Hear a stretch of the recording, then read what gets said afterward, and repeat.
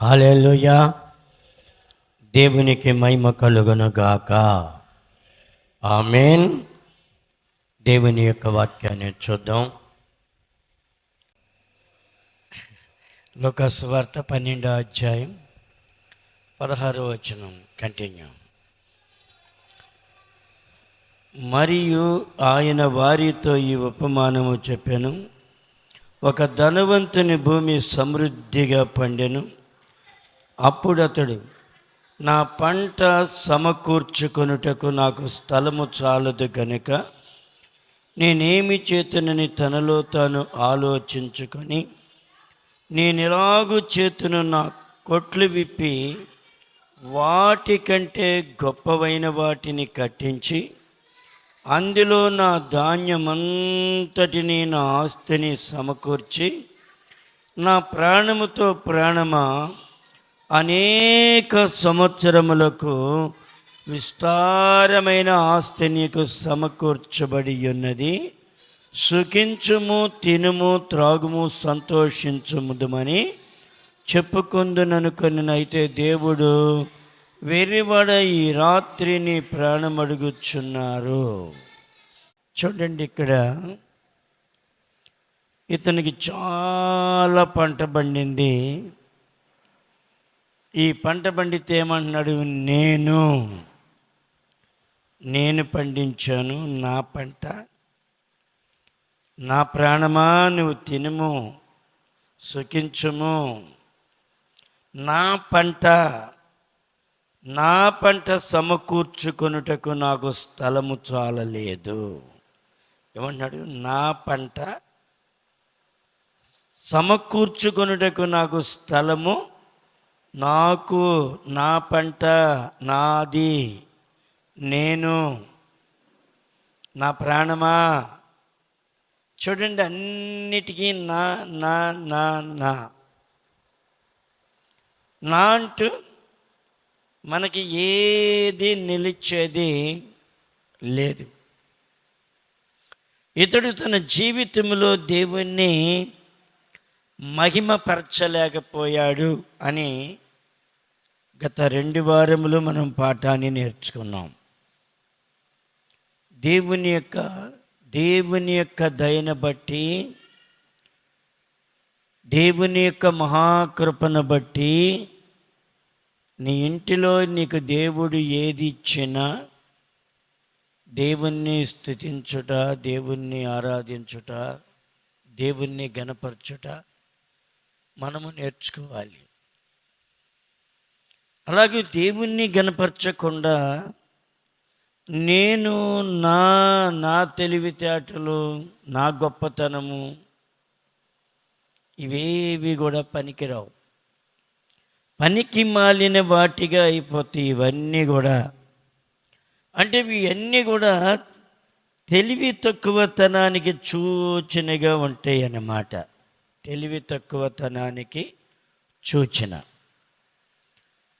ఆ దేవుని మహాకృప వల్ల, ఆ దేవుని దయ వలన అని ప్రతి విషయములోనూ నువ్వు కృతజ్ఞతాస్తుతులు దేవునికి తెలుపుతూ, దేవుణ్ణి నువ్వు గణపరిచేటువంటి వ్యక్తిగా నీవు, నేను, మనమందరము ఉండాలి. నీ తెలివో నా తెలివి చేత ఏవి కూడా జరగవు అని నీవు, నేను గ్రహించాలి. అందుకని ఇంకొక వ్యక్తిని మీకు చూపిస్తాను. దానియేలు గ్రంథము 4వ అధ్యాయము 29వ వచనంలో నుండి కొన్ని వచనాలు మనం చూద్దాం. 12 నెలలు గడిచిన పిమ్మట అతడు తన రాజధాని యగు బబులోనులోని నగరునందు సంచరించుచుండగా, చూద్దాం నా దేశం ఎలాగుందో, నేను కట్టిన రాజ్యం ఎలాగుందో చూద్దామని వెళ్ళాడు. ఎల్లగా రాజు బబులోనును, ఈ మహావిశాలమైన పట్టణము నా బలాధికారమును, నా ప్రభావ ఘనతను కనబరుచుటకై నా రాజధాని నగరును నేను కట్టించినది కాదా అని తనలో తాను అనుకొని డబ్బా కూడా కొట్టుకోలేదు. డబ్బా కొట్టుకున్నాడా? లేదు. తనలో తానే అనుకున్నాడు. అంటే ఏమి స్టార్ట్ అయింది లోపల? ఏమి స్టార్ట్ అయింది? గర్వం. గర్వము మనలో ఎప్పుడైతే స్టార్ట్ అవుద్దో మన రావు వెనక్కి తిరిగి పోవడానికి కూడా స్టార్ట్ అవుద్ది. మనలో ఎప్పుడైతే గర్వం స్టార్ట్ అయిందో మన రావు కూడా వెనక్కి తిరగడం స్టార్ట్ అవుద్ది. ఇక్కడ కూర్చొని ప్రార్థన చేసేటప్పుడు నాకు తలంపు వచ్చింది. ఏంటి ఆ తలంపు? దేవుడి రాత్రి నాకు ప్రత్యక్షమై, నైనా నీకేం కావాలని సొలొమోన్ని అడిగినట్టుగా నన్ను అడిగాడే అనుకో, మిమ్మల్ని అడిగాడే అనుకో, మీరేమడుగుతారు? 1 కిలో బంగారం, 1 కిలో ఎండి, 2 ఎకరాల పొలం, పెట్టి నిండా డబ్బు. నా కళ్ళంటే నీళ్ళు తిరిగినాయి, చాలా వేదన పడ్డాను నేను. ప్రభా, నన్ను అడిగితే నాకు కావాల్సింది మందిరం ప్రక్కన స్థలాలు, రేపల మందిరం, ఈ 2 కావాలి ప్రభా నాకు అని. నా బిడ్డల కొరకు కానీ నా కొరకు కానీ నాకేం అవసరం లేదయ్యా, నాకు కావాల్సింది అవే ప్రభా అని నాకు చాలా వేదన కలిగింది. అది మీకు ఇప్పుడు అర్థం కాదు. ఏదో దేవుడు నీకు దయదలిచి ఇచ్చాడు. దేవుని కృతజ్ఞతాస్తుతులు ఉన్నాయా? కృతజ్ఞతాస్తుతులు. చూడండి, నా నా నా ఈ నాళ్ళు ఎందుకు పనికిరావండి? మనం పోయేటప్పుడు ఏమైనా వస్తాయా చెప్పండి? ఏమైనా? ఏమీ రావు.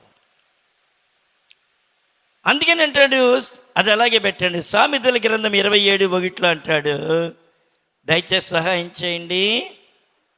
సామెతల గ్రంథం 27:1,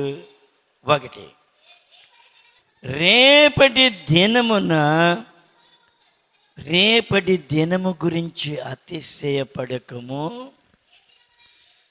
ఏ దినమున ఏది సంభవించనో అది మీకు నాకు మన ఎవ్వరికీ తెలియదు. ఎవ్వరికీ తెలియదు. మనం దేవుని సన్నిధిలో కృతజ్ఞతాస్తుతులు కలిగి ఉండాలి. ఏమండి? దేవుని సన్నిధిలో మనం నమ్మకమైనటువంటి వారముగా, నమ్మకమైనటువంటి మనుష్యులుగా మనం జీవించాలి. దేవుని మీద ఆధారపడి బ్రతకాలి. దేవుని దయ మీద ఆధారపడాలి. దేవుని కృప మీద ఆధారపడాలి. మనం దేన్ని బట్టి అతిశయించుదాం? ఏముంది మన దగ్గర అతిశయించడానికి? ఏదన్నా ఉందా? ఏమీ లేదు. చూడండి, ఇంకా అంటున్నాడు ఇక్కడ, ఏమండి?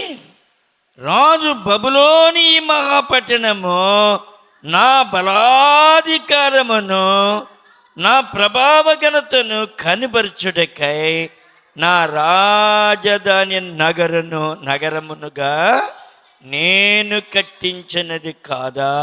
నేను కట్టించింది. ఎంత గర్వం చూపుతుందండి ఇది ఇందులో. ప్రభు మహాకృపను బట్టి నన్ను రాజుగా చేశాడే, ప్రభు కృపను బట్టి నాకు ఈ కృపనిచ్చాడే అని దేవుని సన్నిధిలో కృతజ్ఞత కలిగినటువంటి స్థితి తనకి ఏమైనా ఉందా అంటే ఏమీ లేదు. కృతజ్ఞత లేదు. చూడండి, ఇక్కడ అంటున్నాడు, అని తనలో తాను అనుకొనెను. రాజు నోట ఈ మాట ఉండగా ఆకాశము నుండి ఒక శబ్దము వచ్చెను. ఏదనగా, రాజుకు నెబుకద్నెజరు, ఇదే నీకు ప్రకటన, నీ రాజ్యము నీ యొద్ద నుండి తొలగిపోయెను. చూడండి, అనుకున్నాడు లోపల, కానీ ఏమొచ్చింది? నా ప్రాణమా, తినుము, త్రాగుము, సంతోషించు, ఎంజాయ్ చేయి అనుకున్నాడు. దేవుడు అంటున్నాడు, అరే ఈ రాత్రి నీ ప్రాణం అడిగితే నువ్వు సంపాదించిన ఏమనమవుతాయి? ఎవడు ఎంత సంపాదించినా, ఎవడికి ఆస్తులు ఎంతున్నా, కోట్లాది రూపాయలు ఆస్తున్నా, వేల ఎకరాలు పొలమున్నా ఒకనాటికి వెళ్ళిపోవాలి. వాడి తర్వాత ఇంకొక యాక్టర్ వస్తాడు, తాగుబోతాడు వస్తాడు. ఈడేం కూడబెడతాడు, పచ్చడేసు తిని తిని తిని తిని. మా ఇంటి ఎదురుగుండా ఒక ఆమె ఉండేది. పచ్చడి ఎప్పుడు చూసిన పచ్చడి. ఏమండి, ఎప్పుడు చూసిన పచ్చడి వేసుకుని తిని ఆ పైసా పోగు చేసి వటించి, ఎంతండి, 1 సంవత్సరం ఏమో కాపురం చేయగానే ఒక బిడ్డ పుట్టాడు, భర్త చచ్చిపోయాడు. ఆ బిడ్డను జాగ్రత్తగా పెంచి మంచి జాబ్ వచ్చింది. ఈమె మాత్రం వాళ్ళేమో చక్కటి లైఫ్ అనుభవించేవారు. ఈమెమో పచ్చడి తిని ముసలి గేదోడి పెట్టుకొని అది ఒక 1/2 లీటర్ పాలు ఇస్తే 2 లీటర్ల పాలు చేసి అమ్మేది పాపం. తెలుసా 1/2 లీటర్ 2 లీటర్లు ఎందుకు అవుతాయి? ఎప్పుడొచ్చినా ఎవరొచ్చినా పాలు లేవనేది కాదు, అలాగ అమ్మేది. ఒకడు వాళ్ళ ఇంట్లో అద్దెకుండారు. వాడు ఎట్లా ఉండేవాడు, ఎప్పుడు చూసినా ఇలాగ ఉండేవాడు. పాపం గర్భవతి అయింది, ఆ ఇంట్లోనే ఉండగా డెలివరీ అయింది. డెలివరీ అయితే ఈ అద్దెతో పాటు ఈ ముసలి గేద ఉంది, ముసలమ్మ ఉంది. ఉండే అద్దెకేమో ఆ ఇంట్లోనే. ఇంకా పాల ఖాతా ఎక్కడ పెట్టుకుంటుంది? సరే మా అమ్మ నువ్వే పోయి పాలు అన్నారు. పాలు పోస్తుంది. ఆ పాలు తాగిన కాడి నుంచి పైన పాలు పోస్తుండే, కింద పాలు కొడుతున్నాడు. కొడుతుంటే ఒకరోజు అడిగింది, నేను విన్న మాట అన్నమాట అది. ఆ రోజు అడుగుతుంది మా అమ్మ, మా అబ్బాయికి నీళ్ళ విరోచనాలు అవుతున్నాయి, నీవేమో నీళ్ళ పాలు పోస్తున్నావు, నేను కొంచెం నీళ్లు కలుపుతున్నాను. అమ్మ ఇప్పుడు ఏం డైలాగ్ వాడిందో తెలుసా? నేను కలిపాను, నిన్ను ఎవడు కలపమన్నాడు అంత. వాస్తవమే కదా, నేను కలిపాను, నిన్నెవడు కలపమన్నాడు? ఆ ఇంటిలో నుంచి వెళ్ళే వరకు ఆ పిల్లోడికి మోషన్స్ తగ్గలేదండి. ఆ ఇల్లు ఖాళీ చేసి వెళ్ళిన తర్వాత వాడు దొండ ముక్కలాగా అయిపోయాడు. చూడండి, అవి కూడబెట్టి ఏమండి, అలాగూ 4 ఎకరాల పొలము, 2 స్థలాలు, ఏమండి 2 స్థలాలు, 2 ఇళ్ళు, అన్నీ సంపాదించి తన కళ్ళెదటే ఆ కుమారుడు చనిపోయాడు. ఏమైపోయింది? తన ఎదటే మొత్తం ఊడ్చేసి అమ్మేశారు. ఎక్కడోళ్ళు అక్కడ ఆమె తాగుబోతులు అయిపోయారు. ఏమీ మిగలలేదు. ఏంటి ఏం చేస్తావు? ఈ ముసలమ్మ కూడా చచ్చిపోయింది. నీ కష్టార్జితం ఏంటి? న్యాయముతో కూడిందేనా? అందుకనే ఒకటి చక్కటి మాటలు వాడతాడు. ఇర్మియా గ్రంథం 17వ అధ్యాయం 11వ వచనములు అంటాడు, న్యాయ విరోధముగా ఆస్తి సంపాదించుకొనివాడు తాను పెట్టని గుడ్లను పొదుగు కౌజు పిట్టవలే ఉన్నాడు. సగప్రాయములోనే వాడు దానిని విడవవలసి వచ్చాను. అయిపోయింది, విడిచిపెట్టేస్తాడు, ఏముండదు. నువ్వు దేవుని కొరకు నిలబడాలి, దేవుని దయ మీద నిలబడాలి.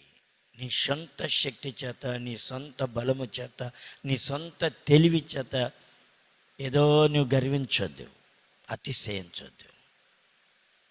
నెబుకద్నెజరు అంటున్నాడు, ఇది నాది కదా, ఏమని, నా బలాతిశయము కదా, నా జ్ఞానము కదా, నా తెలివి కదా, నేను కట్టించింది కదా.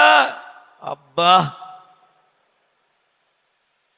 ఇల్లు కట్టంగానే గర్వం వస్తుంది. అదే భయం, నాకు చాలా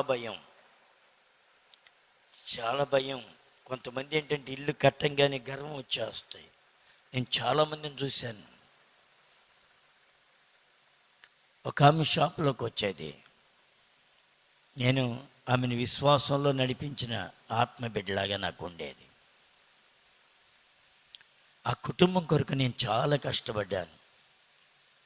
పొలం అమ్మేంది, 2 ఎకరాల పొలం ఒకడు ఆక్రమించేసుకుని ఖాళీ చేయిపోతుంటే నేను వెళ్ళి వాడితో దెబ్బలాడి ఆ పొలాన్ని ఇంకొకళ్ళ బేరం పెట్టి తీసుకొస్తే ఆ పొలం అమ్మేసుకున్నారు. డబ్బు వచ్చింది.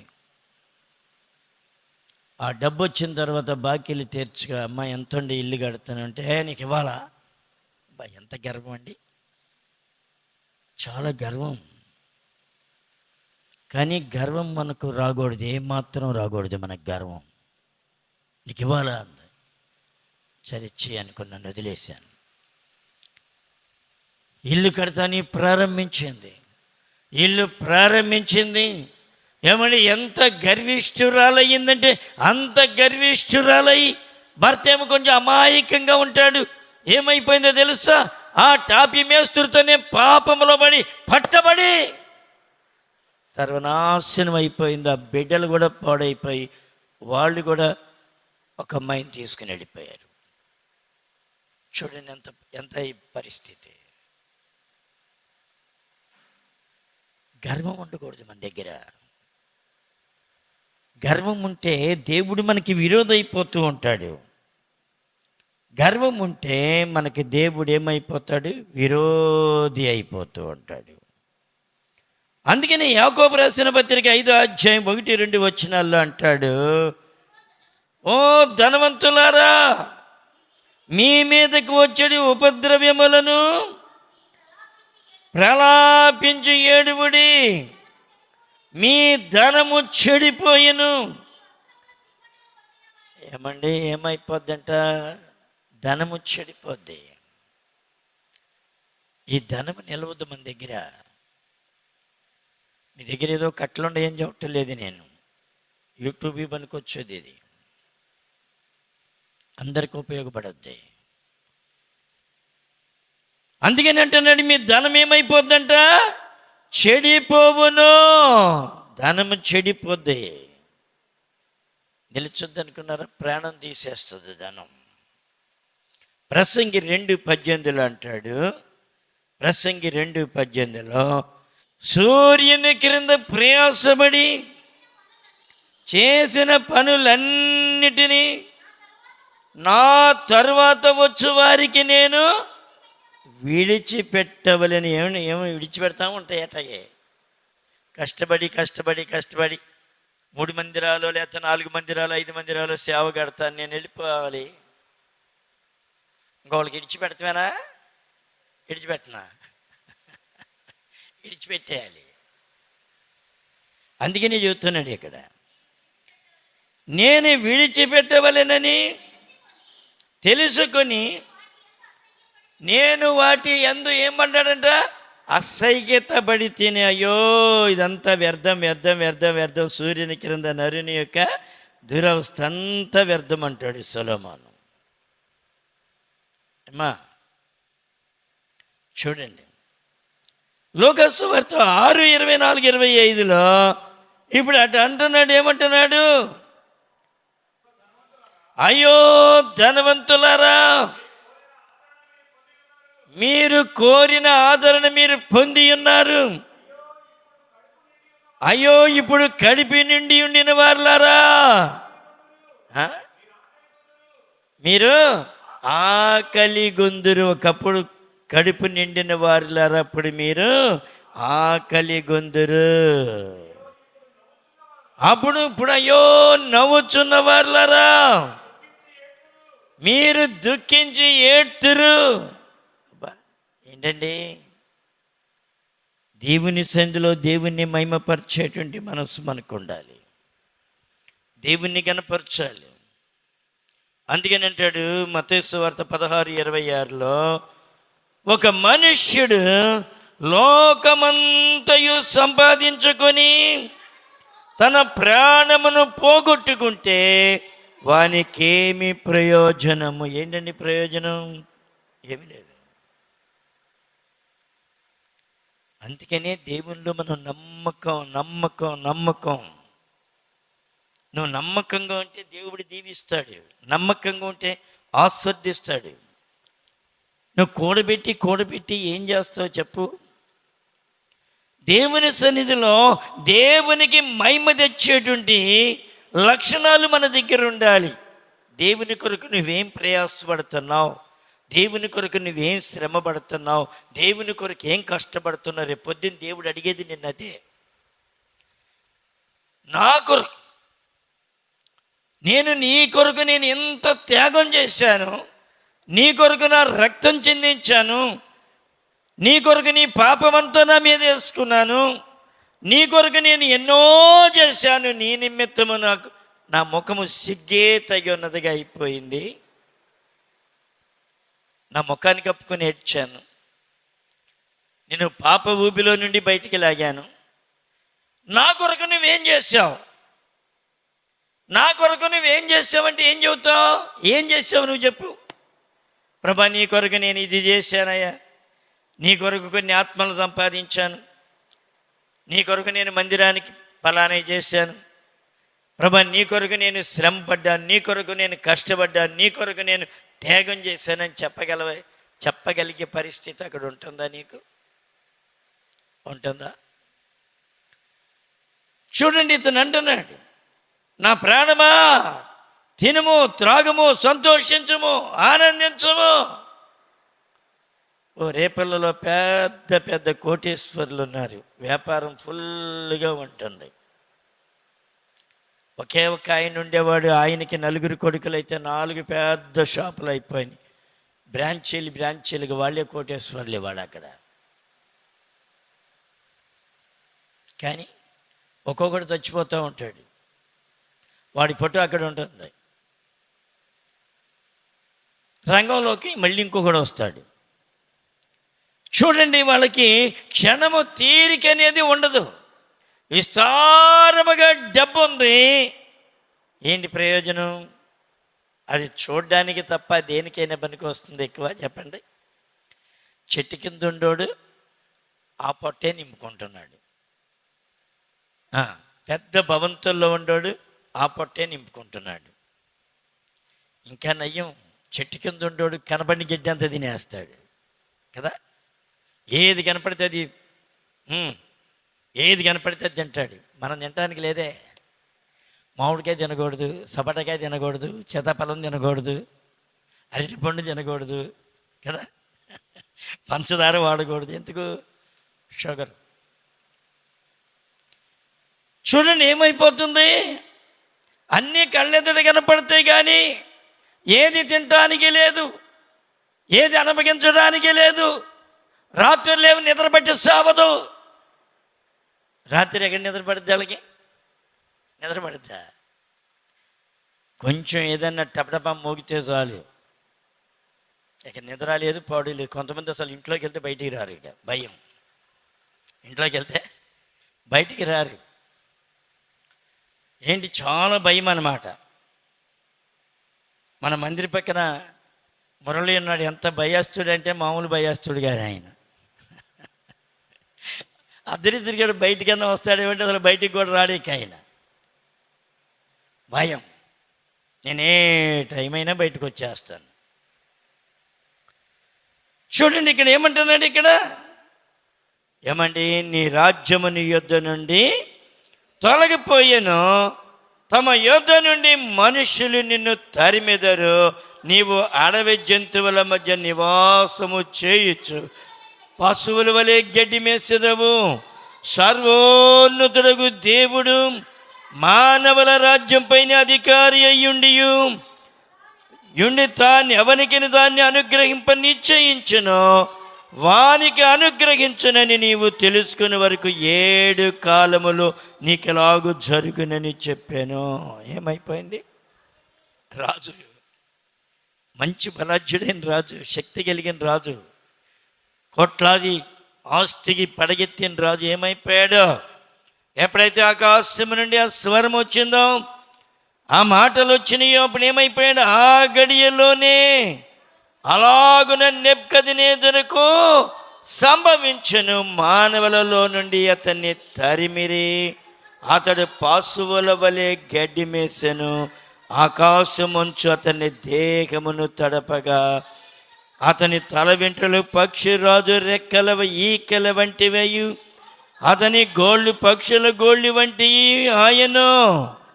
ఆ కాలము గడిచిన పిమ్మట నెబుకద్నెజరును నేను మరలా మానవ బుద్ధి కలిగిన. ఎప్పుడు వచ్చిందండి? ఆ కాలములు గడిచిన తర్వాత అంట. 7 కాలములు గడిచిన తర్వాత ఏమొచ్చిందంట? నేను మరలా మానవ బుద్ధి కలిగిన వాడినై నా కండ్లు ఆకాశము తోటి ఎత్తి. ఎప్పుడు వచ్చిందమ్మా?